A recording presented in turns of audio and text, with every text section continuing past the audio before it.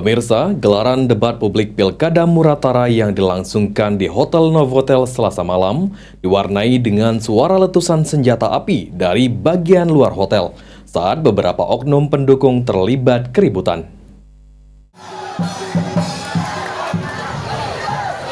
Seperti ini keributan yang terjadi dalam gelaran debat publik Pilkada Muratara pada Selasa malam di halaman parkir Hotel Novotel, di mana ada beberapa oknum pendukung pasangan calon kepala daerah Muratara terlibat dorong-dorongan dan sempat terdengar suara letusan senjata api dari tempat tersebut.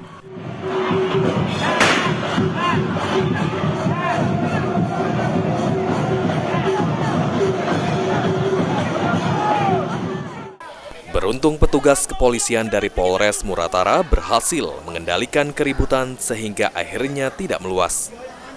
Kapolres Muratara AKBP Koko Arianto saat dikonfirmasi mengungkapkan, jika keributan yang terjadi karena diduga adanya selisih paham dari masing-masing pendukung pasangan calon kepala daerah.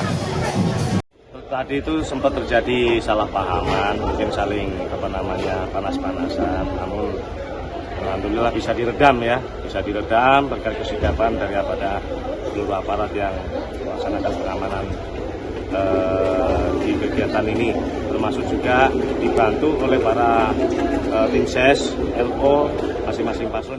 Dalam gelaran debat publik Pilkada Muratara, ada 3 pasangan calon kepala daerah mengikuti, yaitu Usyarif Hidayat dan Gusti Rohmani nomor urut 1, lalu Devi Iskandar Junius Wahyudi nomor urut 2, dan terakhir pasangan Firsa Lakoni dan Efriansyah dengan nomor urut 3. Tim Liputan, PAL TV.